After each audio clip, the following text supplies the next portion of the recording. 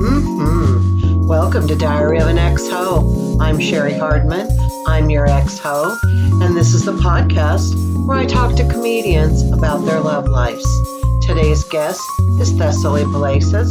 So sit back, enjoy the episode, and remember the old saying, always a bridesmaid when you're a hoe. Hey, I'm Thessaly Balasis, from Minneapolis originally, but I've been in Seattle for like a year now, so still getting the lay of the land here. I am tragically a heterosexual. I really gave it a shot with the ladies. It wasn't for me. Pronouns she, they, and I am as single as they come right now. Okay. All right. Okay. So like I was saying before, we're going to do a marry, shag, kill. I wasn't sure about your orientation, whatever. So I made two versions of it. Thank God. All right. Alrighty. I mean, So I think I appreciate women's beauty enough to. I've dabbled in both ponds. You know right. what I Yeah. mean? No. Yeah. Okay. Let me go grab that.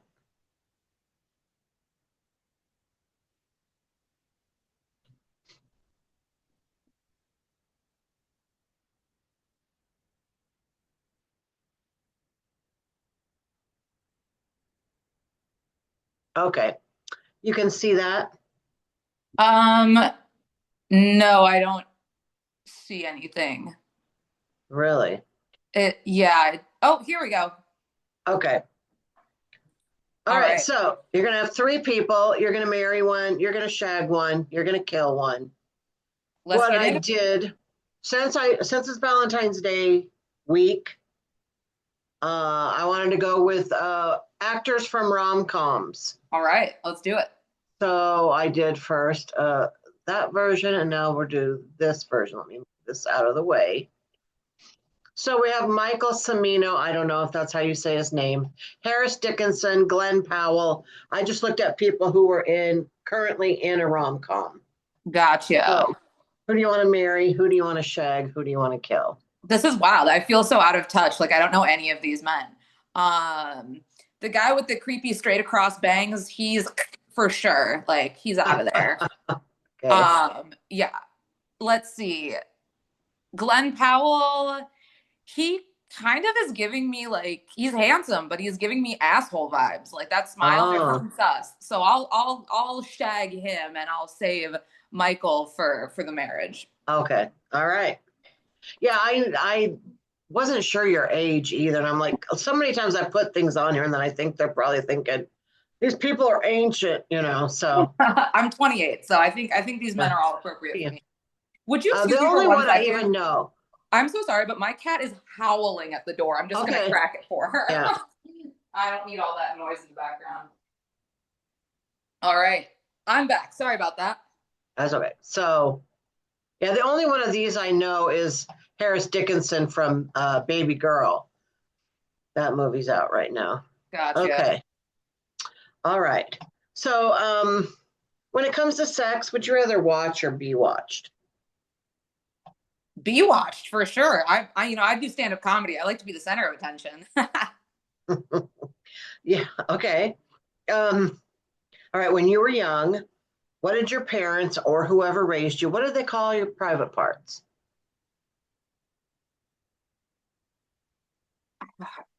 I'm. I think my mom, her word for pussy was front butt. I remember this now. I'm pulling this from the deep recesses. um, yeah. So that was, but other than that, it was just the rest of it was just private parts. But I remember specifically she referred to female genitalia as front butts. That's so funny because I never heard of that before, but you're like, I think the second person in a row that has said that. Wow, I mean, that's just crazy. this, month. So, um, were your parents good relationship role models? Were they together? Were they not? Or what was the deal? Not at all. No, they divorced when I was so young. I don't ever remember them together. Okay. Um, and I remember people were like, "Are you okay? Your parents are divorced. Don't you wish they'd get back together? Do you feel like it was your fault?" Like all that classic divorce kid shit. And from a very young age, I just remember having this like deep seated intuition that like she's difficult, he's difficult, they hate each other. Why would I want them to be together? Like, why would I Right. want to deal with both of them at once? My mom remarried and it was a very healthy second marriage for her. That was a good example, I would say. But my dad, same story, different ending. Okay. All right. So, how do you feel that the role modeling that you got from relationships? How do you think that has affected you and your relationships? Well, now I myself am divorced, so carrying on the family tradition. um, I don't know. I think I definitely learned from them that it is normal to express love through yelling, fighting, putting people down, and manipulation, control, all of this, that those were all appropriate ways to treat not just anyone, but even to treat the people you love the most. So I definitely put up with more shit from men than I think people who had healthy role models would have put up with. Yes, that makes sense.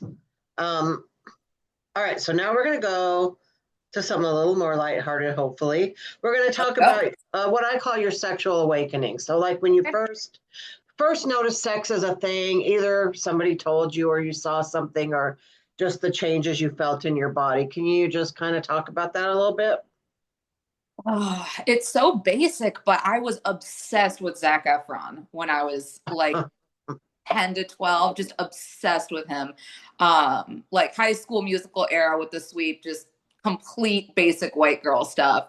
Um, and this is even more basic, but Twilight really awoke something in me. I wasn't super into Robert Pattinson when the films came out, but I remember reading the books and being like, oh my God, Mm-hmm. Yeah. I'm feeling all the things. Mm-hmm. Uh, did you have did you have any particular celebrity crushes besides Zach? um, Oh, you know what? I was obsessed with Katy Perry. I Kissed a Really? Girl also woke something up inside of me. Oh, I wouldn't say she was my gay awakening. I would say my gay awakening was Kim Possible. Like when I was really little, I remember seeing her and being like, she could get it. But Katy Perry would have been a celebrity crush. okay. All right. Do you have a certain type, like when you are, out and you're looking at people? Are you drawn toward a certain physical type at all? Yeah. Unfortunately, I just like basic preppy white dudes, just the scum of the earth type of dudes, which is why I'm single right now. We're taking a break from it all. Mhm. Yeah, give me like a polo shirt and some Sperry Uh, shoes, and I'm ready to go. It's such a problem. okay. That's interesting. Um, all right. So now I'm going to ask you about like a, a main, like, is there a mainstream movie that you watched that had like a love scene or sex scene that always like you were drawn to or you thought was really hot? Not from a movie, but from television. Have you seen Buffy Okay. the Vampire Slayer? No. I was obsessed with that show when I was in high school, or maybe it was middle school, but I was obsessed with that show. And there's this scene where the main character, Buffy, starts fucking this evil, like, you know, serial killing vampire. And obviously, they both have super strength. That's the premise of the whole show. And they just like bang this whole abandoned building to the ground. And that was probably my kink awakening. That was when I was like, oh Oh, yeah, I'm not gonna yeah. like it. I'm not gonna like it vanilla. Uh, that's funny. Do you watch porn? You know what? I don't. Okay. Yeah, I just so much of it is so clearly filmed for men. I you have to like really sift through so much to find some that are appealing for Hmm. women, or at least that's what I've found. That yeah. Right. Right. I get that.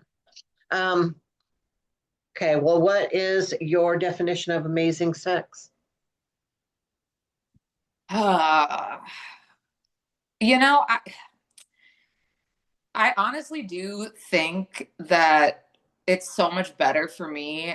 And I think probably deep down for most people, or at least for most of like my friends who I've talked about this with, that's just better when there's an emotional connection. I'm like recently divorced, so I've been doing the hookup thing, and there's just not, it's never as enjoyable for me. I always find myself more self-conscious about how I'm being perceived, the way I look, what this means to them. And when there's really a lot of trust and respect already established, it doesn't have to be like true love, but just like a baseline of like, I like you, I trust you, I respect you. It's so much easier to like be in the moment and really let loose, for me at Right, least. right, right. That's interesting because throughout this whole, we're on what, episode 91 right now, and I would say 75% of the people have said the word connection. There's got to be some kind of connection. So Yeah, yeah. yeah. It's, Okay, we're gonna go ahead if you're gonna say something. Go ahead and finish oh, your. I was just gonna say it's just easier to be comfortable, you know, like it's just Right. easier to really feel what's happening in the moment, you know. Mm-hmm. Yeah. But I will say, while your body's still young and beautiful, show it to everyone you can think to show it to, because there may come a time, I'm not going to say there will, but there may come a time when you're my age or older and you don't want anyone to see it at all. So All show it off right. while All it right. I'll could. take that So into just consideration. remember, or to at least take some pictures of what it looks like Oh, now. I take pictures of myself constantly. Yeah. I have found that has been so good for like my self-image is just positive self-talk. Every day I stand in front of the mirror naked, take pictures, like you go, you slay. Mm-hmm. Well, good, because we were going to talk about body image. So how is your body image in Mm. general? It was so bad for so long.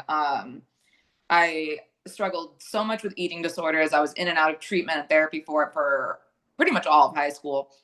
But a few years back got into fitness and just I was just able to kind of reframe my mind that like my beauty standard now is not going to be like thinness or skinniness. It's just going to be strength, you know, and that really helped me. I mean, there's a mind body connection, like being physically fit, you know, it does lift your mental health. And then also, you know, it does make your body look better, you know? So that really bad for a really long time. Last few years, really good, never been better. Okay. What's the best compliment you've ever gotten on your naked body? Um, it's funny because you said best, but my mind immediately went to this really passive aggressive thing that my former mother-in-law said to me once, where we were at a resort and you know, we're all going to the pool hot tub area and she sees me in a two-piece bathing suit and it's the first time she's seen me this like exposed or whatever Mm, you would want to say. right. She looks me up now and she goes, oh, you actually have a really nice body, but you totally don't dress like it though. Why is that? I It's a was back like, to compliment, right? I was like, anyways, moving right along. I was like, I don't really know how to answer the question, why don't you dress like a slut? Like, Right. Okay, we're going to go to the wheel of dirty questions. So hang on, let me go grab that. oh, You only have to answer one. So let's go. I'll answer as many. I'm an open book. All right, we got to escape this. Bing, bada bing. Stupid. Okay.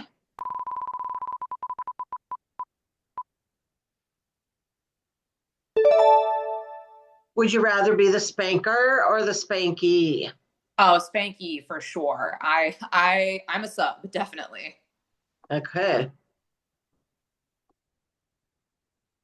All right. Do you have any sexual regrets? Yeah, many. um, I really regret how long I stayed with my ex-husband. And even when the writing was on the wall and he was saying, it's over, I'm gonna leave you, pack your shit, get out, like we were still fucking until the bitter end. Mm-hmm. Which I really regret now. Because I knew at the time I was like, I'm just letting him use me. Like I know that this means less than nothing. And yeah, so that would be the only one I would actually classify as a regret. I think I've definitely had some awkward encounters and things like that, but who hasn't? That's Right, right. don't I don't dwell on those ones. That's funny because you said that, and that instantly brought back a memory because I did the same thing with my ex, and it was like I wanted to keep him, but he just wanted to go, and Mhm. so he would come back, and we would still have sex. And then one time he said to me that he wanted a blowjob because none of the other women he has been with have been able to make him come. Hmm. And I did it. It's like, God, what an idiot, you know? Yeah, yeah.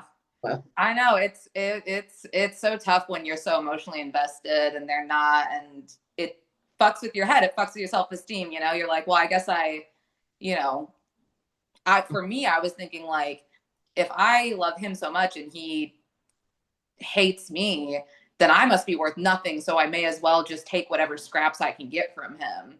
I remember the last time we hooked up when we were done, we're lying in bed and he goes, I'm really going to miss you, Thess. I was like, don't say that to me. Like, as if I'm leaving you. Come the fuck right. on. uh, do you have any items left on your sexual bucket list? Um, I have names. I don't know if there's like a thing I haven't gotten to try yet that I want to try, but I've got some people where I'm like, I'm single now, I'm coming for you. Next time I'm in town, you're getting a call. All right.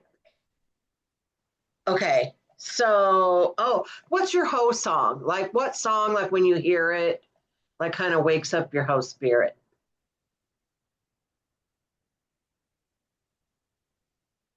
Um, oh, Get Low by the Yin Yang Twins. All right. Classic. What's your Instagram? At Thessaly Balasis. Really Okay. unique name I've got, so Okay. yeah. And then this is coming out tomorrow morning. So, do you have anything coming up that you want to promote? Yeah, I'm doing Flock at Comedy Bar in Capitol Hill, which is an all queer showcase. Me being somewhere on the bisexual spectrum and also genderqueer myself. Very excited to be performing with other queer comics. That's on this Thursday, February 13th.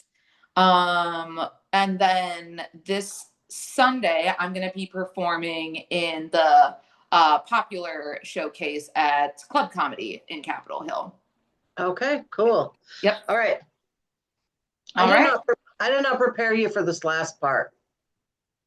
Um, so we can, if you need time to think, we can take that out. Like I can edit, okay? But I always end the show with saying, now I just want you to tell me a story, uh, an amusing, embarrassing, funny, sweet, I don't care, story about sex or that has to do with sex. I got it.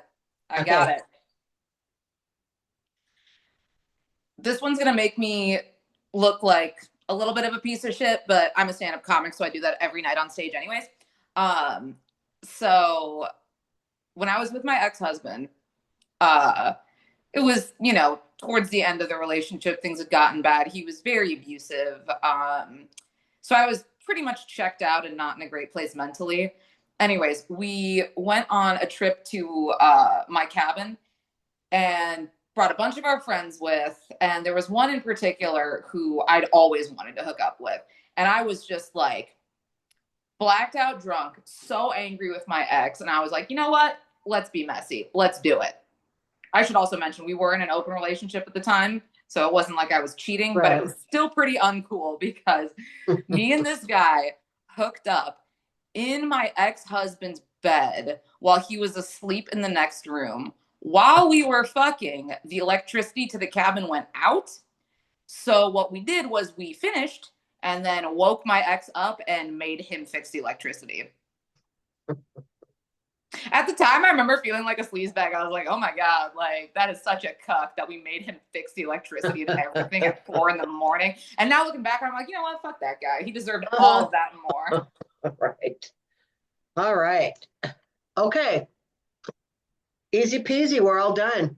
It was All really right. nice meeting you. I can't wait to meet you in person Yeah, someday. absolutely. Yeah, this will come out at like 2 a.m. So Awesome.